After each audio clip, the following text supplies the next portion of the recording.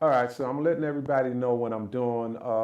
Basically, start a program right here. I've been doing the program at the Brick Arts Medium, but this is in the mini studio. Beforehand, I was had a program, or I still have a program, and it's a radio show with the podcasters. So I got that together, and it's starting off with the title. The theme is the veterans, voices of the veterans. So it's already running on the bric arts medium and SoundCloud and YouTube, Facebook, and all the other medium, social media channels. So I'm just reaching out to the public right now and let them know that being that I have that going on, so now I'm going to have live the TV portion. So you're going to see the veterans, the same thing, but it's going to be live with the. You're going to be watching exactly about the veterans that was in Vietnam, that what happened to them when they was over there, and how they was treated when they came back home. And then after about 20, 40 years later, now veterans being welcomed back to their country and treated like soldiers, like a human being now.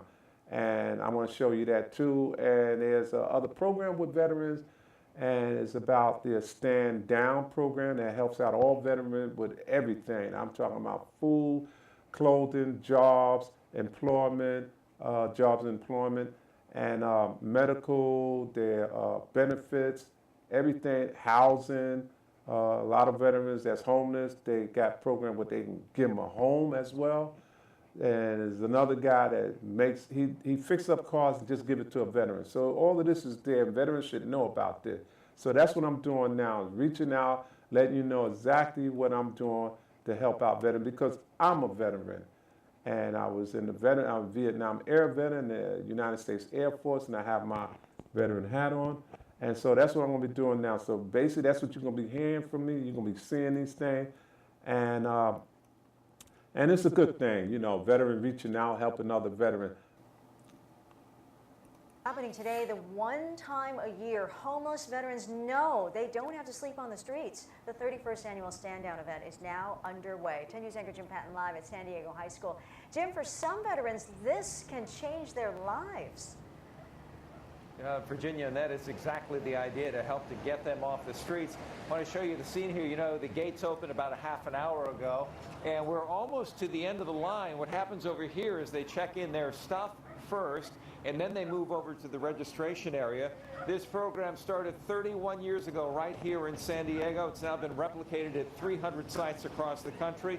Next 3 days, the vets will have access to medical and dental care, as well as court services, employment and housing connections, clothing, free haircuts, and perhaps most important, as you mentioned, just, you know, good food, a place to sleep and be safe. Stand Down, a military term for taking a break from the battlefield. And this now you got a taste of it, and there will be more. So hold your breath, you know, stay tuned, continue watching the Artistic Talent Show, and you will be shared with more of what's going on with me and the veterans and other stuff that I'm doing.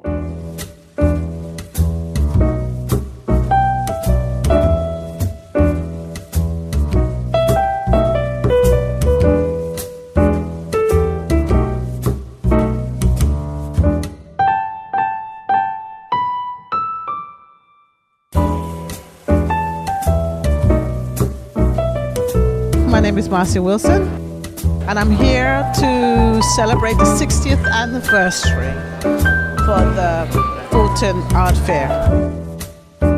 60 years is a very long time.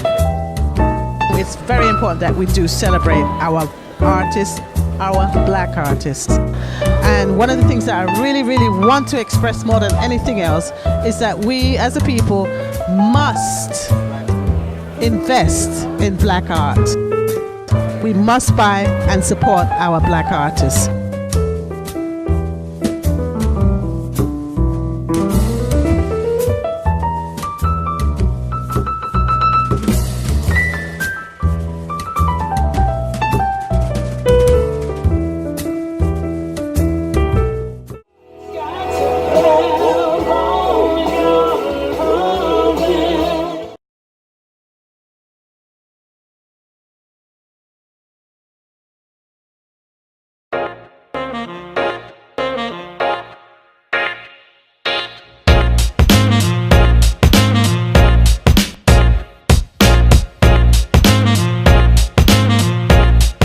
Good afternoon, Mr. Niels. I know you've been a member of the Fulton Art Fair since the beginning in 1958. How did you meet Mr. Shirley Hawkins? Well, I got a call from a friend of mine, Dolores Carty, who was the wife of one of the artists in the Fulton Art Fair, Leo Carty. And she told me that there was someone that wanted to start an exhibition at Fulton Park, Mrs. Shirley Hawkins. When I come out of my funeral home, my place of business, I like to take a walk through my Bedford-Stuyvesant neighborhood. I see my neighbors enjoying life. They are walking their dogs, the children are playing games in the street, and the adults are out socializing and shopping for their dinners. I hear all the time how bad Bed-Stuy is. Bedford-Stuyvesant is a great neighborhood to live in, a hidden gem. I wonder, how can I create a more positive image of Bedford-Stuyvesant? I want everyone to know about the many talented artists who live here, like Ernest Critchlow and Jacob Lawrence. Let me think. I will start an art group with my dear friend Dolores Carty and call it the Fulton Art Fair. I will get some musicians to come and play their instruments. This park would be a great place for artists to display their work. I will get some artists to come out to Robert Fulton Park and hang their work on the fence. People can come and see the creativity that surrounds them. We can make a weekend of it all and call it Fulton Art Fair on the Fence. What was life like in Bedford-Stuyvesant back in 1958? It was very, very lively. The park was fantastic. We had an exhibition with maybe 80 to 100 artists. Wow. Bringing the entire park. That's impressive. And it was unlike anything that you've seen today, because the Boys and Girls High School was not The there. school right behind us. There was a bunch of clubs, the Monterey Club, the Berry Brothers, the famous Berry Brothers tap dancers. Oh, yeah. They had a club there, and the Tip Top Club. And there was entertainment in those places. So there was contact with the entertainers and the artists at the fair here. So tell me about some of the other artists who were involved with Fulton Art Fair back in the day. Richard Mayhew was one of those. Okay. Tom Feelings, Okay. Al Hollingsworth, Matt Pinkney, Louis Belial, Vivian Schuyler Key, who was a mentor of mine. She was here, a fantastic sculptor and painter, and Leo Carty, who was the husband of Dolores Carty, who without Dolores Carty, I don't think the Fulton Art Fair would have survived. Well, let me ask you, since you've been here from the beginning to the present, how do you see it progressing for the future? Well, it was much more lively back then, and I'm hoping that more interest will be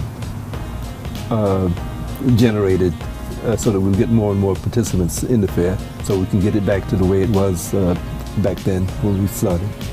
And I see it growing. I see it's coming alive again, so hopefully in the future it'll continue to grow. I want to thank you so much for your time. I appreciate you sitting here on the bench on this wonderful fall day with me. I'm glad to be here and be a part of the Fulton Art Fair. And we're glad to have you. Thank you so much.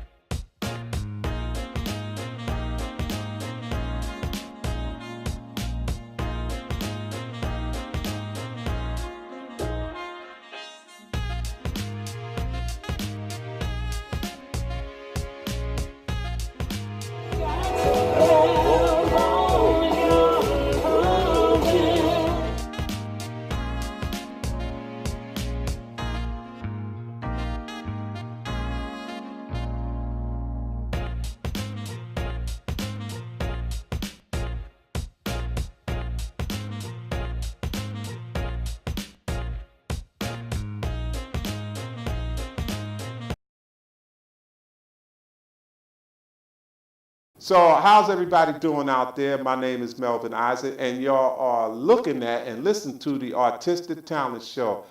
And I got a very, very good guest goes by the name of. Norma Jean, aka Ashante. Okay, Ashante, anything else you want to tell the audience or the world out there about how you enjoy being here? I just want to thank Melvin to give me the opportunity on this platform and to show my art. I really appreciate that, Ashante. So what we're going to do, we did a podcast in the other studio, and it came out fantastic, excellent, and I really enjoyed what we was doing. So now what we're doing now, we are doing a live air show, which is the same thing, but you could see who it is. You can see the person that you're doing it with. So Ashante is going to talk about herself, and she also going to talk about her art, and I'm going to be asking a few questions. So right now we're going to turn this back over to myself, and we're going to ask her a few questions. So the first question is, what 3 words friends and family would use to describe you? I'm an easygoing person. I'm very happy. I love people, and I love to dance. Great, great, great. I believe it's salsa too, huh? Or Salsa. others. Okay, how would you describe yourself? I'm benevolent.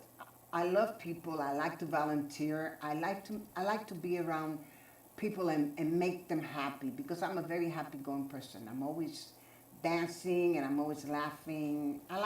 Everything has to be positive around me. Yeah, you seem pretty happy too. Very positive person. Thank you. What inspires you to wake up every morning? Because I feel that I have a purpose in this. I came in this world for a purpose. And waking up every day, I have the Lord to thank.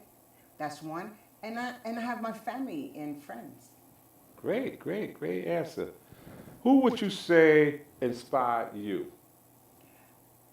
The first artist that I am aware that I can remember, Van Gogh. Van Gogh inspired me. For some reason, I think I came across a book, and I read the story, and I felt something, some connection.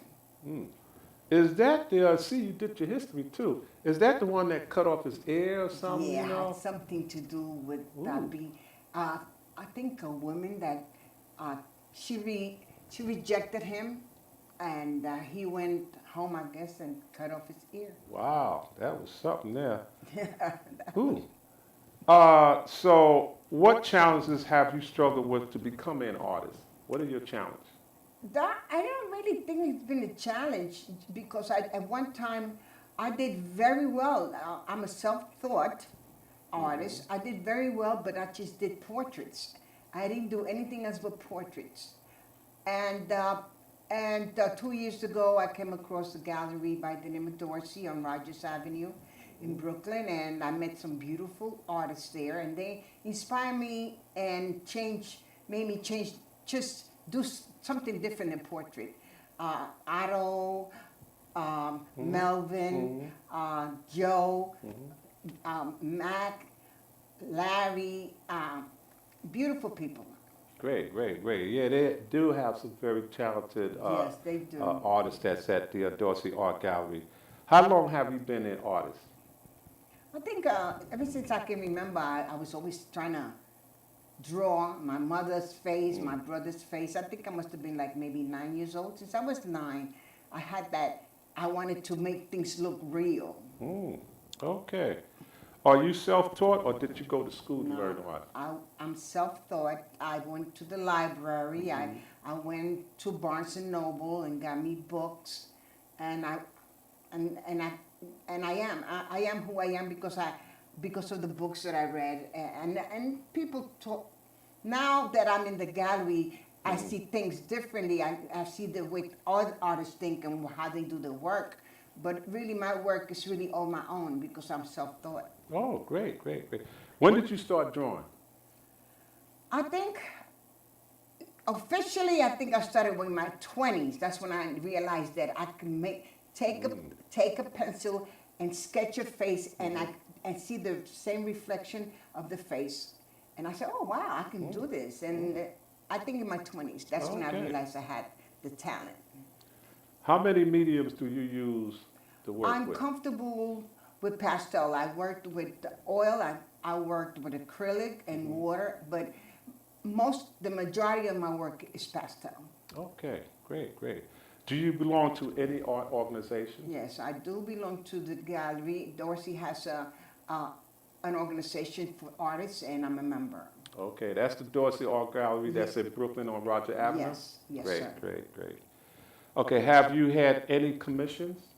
Yes, I have. I have made money. Oh, I have okay. made good money. Great, great. We're talking, depending on the size of the paper, and I have made up to $500. Wow. So you did pretty good. What about your work in private and public collection? Do you have, or have you had any work in private collection? No, I never had. I believe that being with Dorsey, that my work would get maybe more exposure. Because I have never sold anything in the gallery. I have really mostly personal with people that I did portraits with. Okay, great, great, great.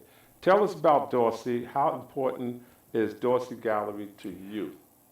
It's a place where you could go and you meet great people. I mean, it's a place where you have all kinds of conversations with everyone. They have their point of view. They give you pointers. They show you this, and I think it's a great place to meet good artists and to have a collaborate friendship. Yes, yes, yes. It is a very great place. Okay, what do you consider to be the most important in your life of art? Wow. Yeah, I know. That's hard to, I can't even find the word to define that now. I just feel that art is part of my life right now. That's the way, I go to bed, I stay up to 3 or 4 o'clock in the morning. When I think of something, I write it down, or I get a pencil and I try to sketch the idea, but art is me. Art is part of me. And I want the world to see my art and enjoy it as much as I do. And they will too. They hearing you right now. So that's very good. All right, so this is the last question coming up. Who are you and what is your purpose in life?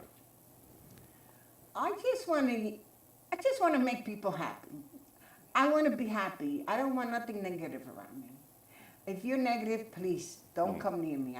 I want to make people happy. I love cooking. I'm a baker.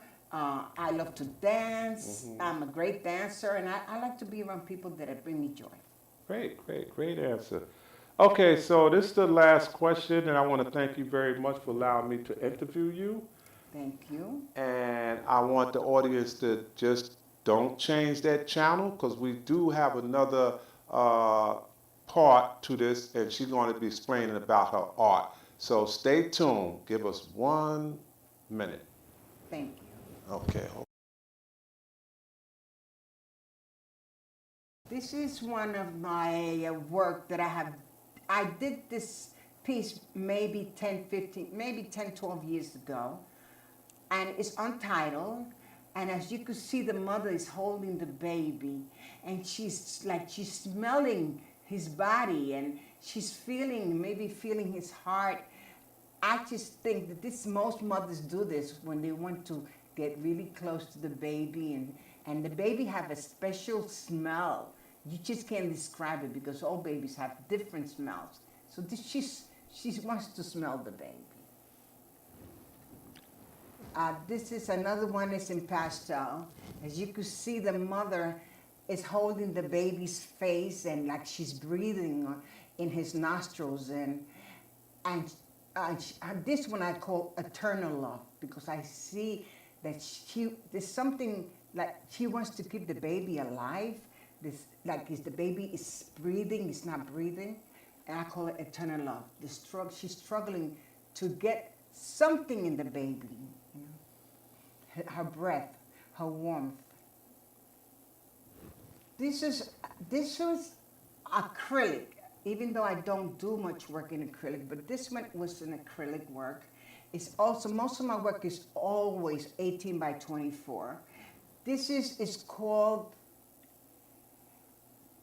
the journey, because they're coming from the mountains. And if you could see there are 5 men at the end of the panel, and they're looking up to the sky, thanking the Lord. But you see the multitude of people coming from the mountain, and there's like a cross at the end. You can't see it right now, maybe you can't, but it is called, the foundation where they found new land, your destination. This is what I see when I see the painting. This is my intentions. As you can see, this is 18 by 24, and it's also pastel. And that, if you look at the woman's face, you only see half of her face. This is untitled. I didn't know what to call it, but it's untitled, and it's a beautiful piece because the woman is kneeling, like she's in a squatty position, and the flowers around her, and the flower resemble the tattoo in her back. She has a tattoo in her back with the same flowers.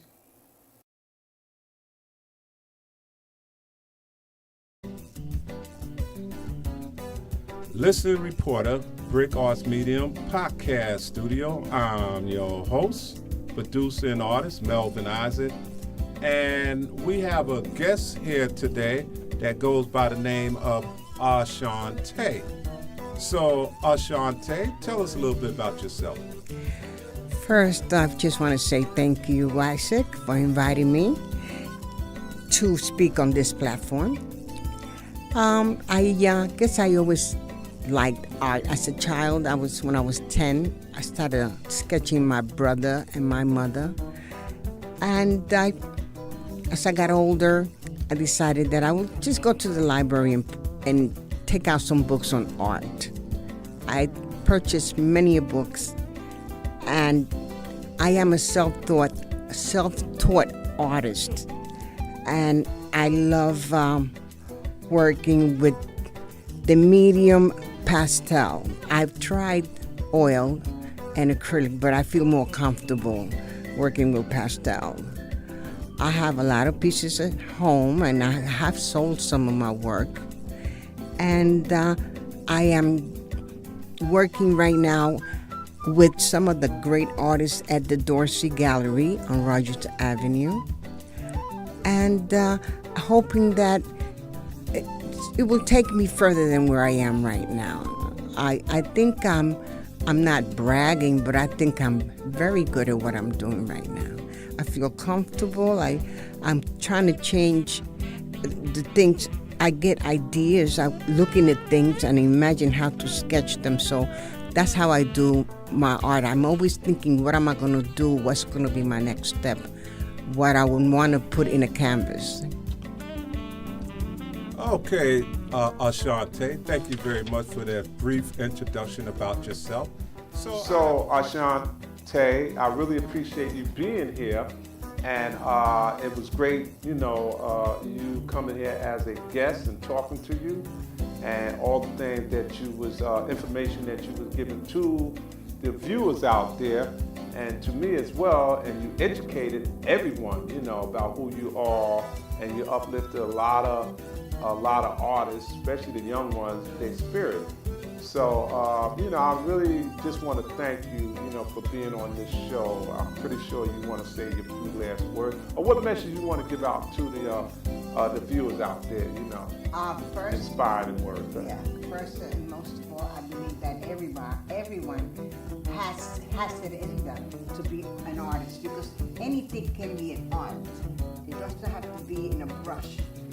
But I think that if you really want to paint, then you stop scribbling. If this is what you really want to do, don't follow your dreams anyway. Whatever you want to do in life, follow your dreams. This was one of my dreams.